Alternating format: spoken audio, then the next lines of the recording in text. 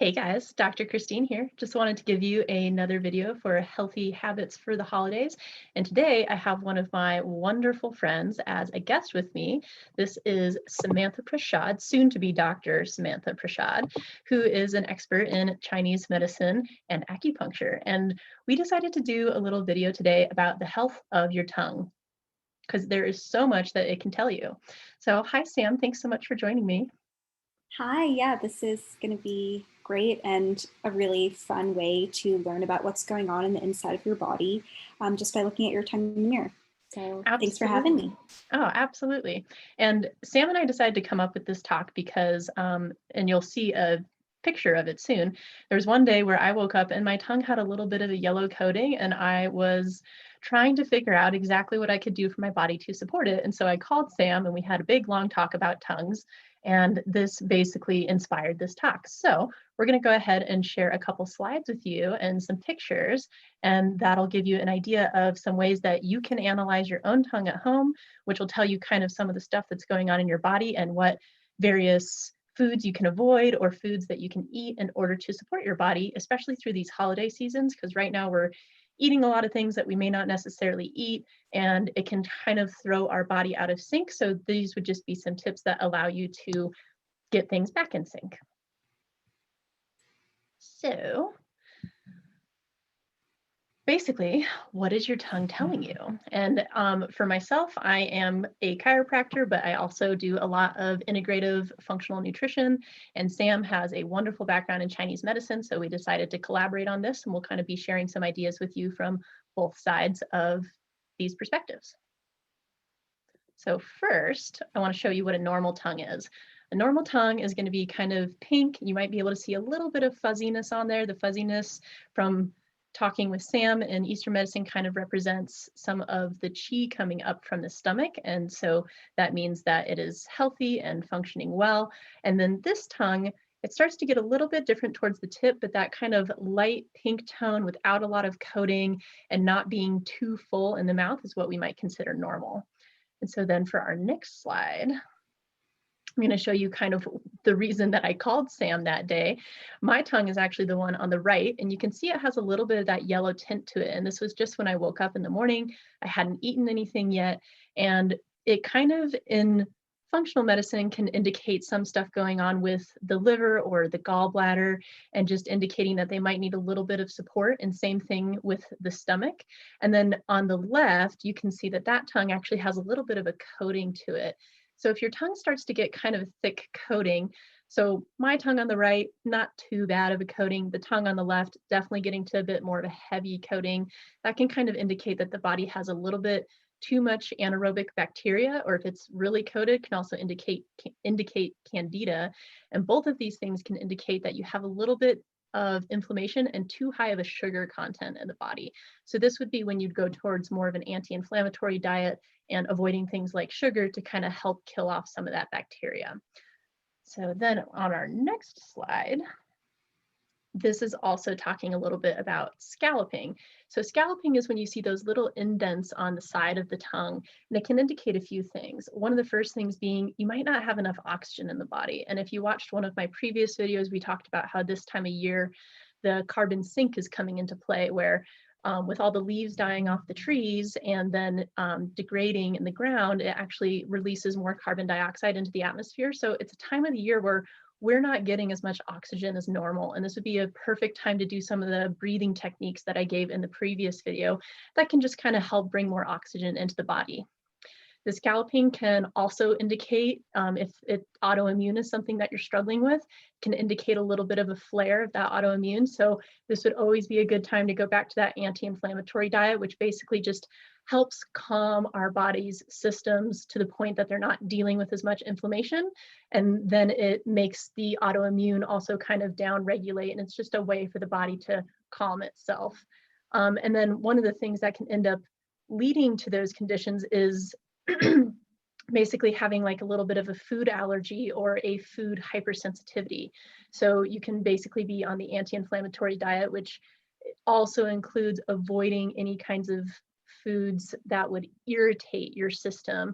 And that's most commonly things like grains or dairy, sometimes eggs for people. So really just sticking to a lot of healthy vegetables like green, dark green leafy vegetables, and avoiding things with a lot of sugar or processed sugar. So like I tend to aim for sweet potatoes and things with color rather than white potatoes. So if you're making some potatoes for Thanksgiving this year, try some mashed sweet potatoes. They can be amazing with stuff like salt and rosemary.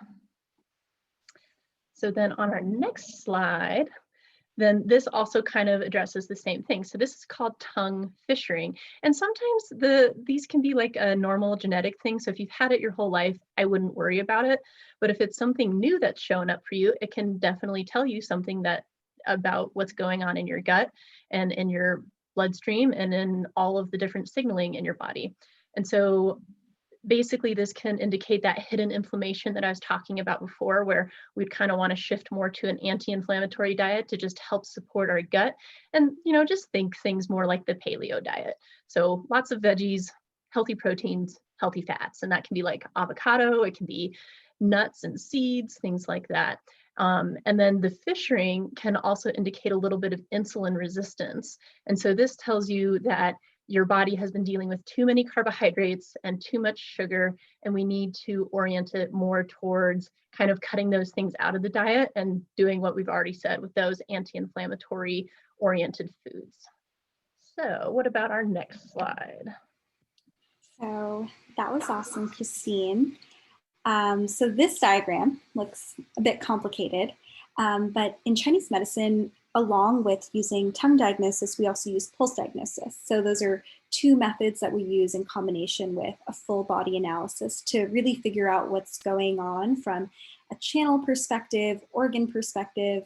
And this diagram shows all of the details about having, the tongue body being a different color, or having a crack in the center, or having that scalloping that Christine was talking about. But don't worry, we're not going to get into all of this today. I'm going to simplify it and just really go into the tongue body and what a red tongue body means, and also what a pale tongue body means.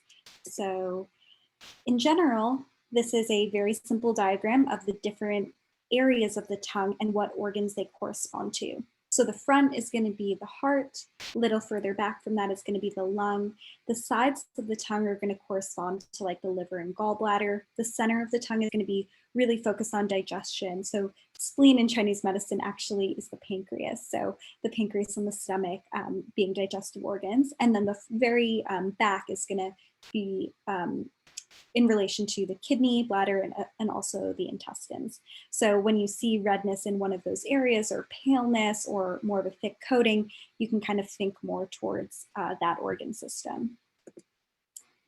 So here are some of the variety of colors that you can have on the tongue. So you can have red, crimson, purple, blue, pale, and all the descriptions underneath. These are different Chinese medicine diagnoses, really. So we're not going to go into all of that. I'm going to just share with you some food recommendations if you have more of a red tongue as well as more of a pale tongue. So if you have a red tongue, what that means in Chinese medicine is that you have a lot of heat in the body. So energetically, that means that you're eating too many foods that are producing more heat in the body, such as, ginger, alcohol, red meats. Energetically in Chinese medicine, each food has a temperature. So colder foods being more from the ocean or more raw foods, and then more warming foods having like a more spicy notes. So if you have a red tongue, some of the foods that you may have been indulging in a little bit too much, maybe alcohol, red meat, ginger, too many pumpkin spice lattes filled with cinnamon or spicy foods. So you're going to want to cut back on those foods and then introduce some more balancing or cooling foods to your diet. So then when we're still talking about red tongues, this is kind of like a subcategory of red tongues. And this is like, what if it's smooth, shiny, and red? And so if it's a little bit shiny, that can actually indicate that you need more B vitamins. And a really good way to get B vitamins from your food is from dark leafy green vegetables like kale and spinach and stuff like that. Animal products, like especially liver. Liver is a great source of B12. And I don't often cook liver, but I'm trying to get more organ meats into my diet. And if you watched my last video, I showed a basically a ground meat mixture that I got at Natural Grocers, and it has organ meat in it, so liver and heart meat. And so that's a really great source to get B vitamins as well. And then cruciferous vegetables, which is going to be like your broccoli, your cauliflower, Brussels sprouts, asparagus, things like that. So on the opposite side of the spectrum, what does a pale tongue mean? So from a TCM perspective, that means you have more deficiency in the body. And deficiency just means like overall slightly weaker. You might need some more like nourishing foods. A lot of times we see pale tongues with vegetarians and vegans because they're not having enough nourishing proteins. Doesn't mean you have to switch your whole diet from being a vegetarian to eating meat. It just means you need more nourishing foods such as broths, goji berries, things like that, that just overall support the body more.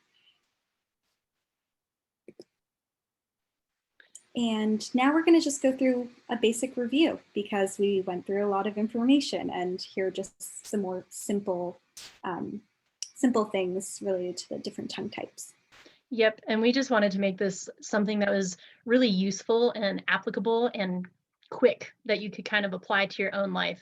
So at the bottom, that was kind of the stuff I talked about in the beginning with some of the fissuring or the scalloping. And this basically indicates that we want to move away from inflammatory foods and kind of cut some sugar out of the diet, if I was just going to say it really simply. And so Whole30 is a really good approach to things, and they have amazing recipes. So if you want to make some healthy anti-inflammatory recipes for Thanksgiving, like you really can make very healthy foods extremely tasty. And whenever I'm searching for something that I'm craving, I'll type in my craving and Whole30 recipe afterwards, and it'll give me 30 different recipes that people have made that thing in a way that is dairy-free, grain-free, sugar-free, all that kind of stuff. So you can go to their website and they have a bunch of stuff. And then I'll let Sam talk about the red and the pale tongues. Yeah, so one way that this could be really useful if you're someone who loves drinking tea, but sometimes it's like, okay, what type of tea should I have right now? And you have like the whole array of yogi tea in your cabinet. If you look at your tongue and you're like, oh, it's kind of red today, you probably shouldn't have the delicious ginger tea. You might want to switch to more of a mint tea or like a cooling eucalyptus tea or something like that to kind of help balance that heat. Or if you have a pale tongue, it might be a really great day for a nourishing broth or a soup or a miso soup added with some added goji berries to really help and support your overall system. And then again, for foods to avoid if you have that pale tongue, anything really cold and anything really difficult to break down. The digestive system can be really stressed out if you're having too many raw vegetables. So if you want to have some kale, it might be a great idea just to roast it in the oven or like saute it a little bit instead of going with like a raw kale salad. My favorite way to prepare cooked kale that's like super easy and takes like just a few minutes is I'll just saute it on the stovetop, and you can add a little bit of ghee or olive oil if you want some healthy oils. And then I'll just put a lid on top of it, and the moisture from the kale itself will actually steam it really quickly. And so within like a minute or two, you can just have some nice cooked kale ready to go. And I add some salt and pepper and maybe a little bit of garlic. And it's this like delicious savory thing that you can add to most dishes that's really satisfying. So that's about it. And we just wanted to share this with you. And if you ever have any questions, feel free to post below and we're happy to answer them. And oh, I guess one last thing. So when I was having my yellow tongue that you saw at the beginning, that basically kind of indicated that my liver and gallbladder needed a little bit of support. And so what I ended up doing for that was just kind of avoiding alcohol and anything that would tax my liver, and then making sure to drink a little bit less water while I was eating, which then helped support the acidity of my stomach and helped my stomach digest foods better. And then after a meal, I of course make sure to consume plenty of water because your body always needs that to flush things, and lots of water can help support your liver when it's flushing things, but just a few tips for that one as well. So Sam, thanks so much for joining me today. And I always have fun getting to talk to you about this stuff, and I hope everyone found this useful. Yeah, thanks so much. Bye.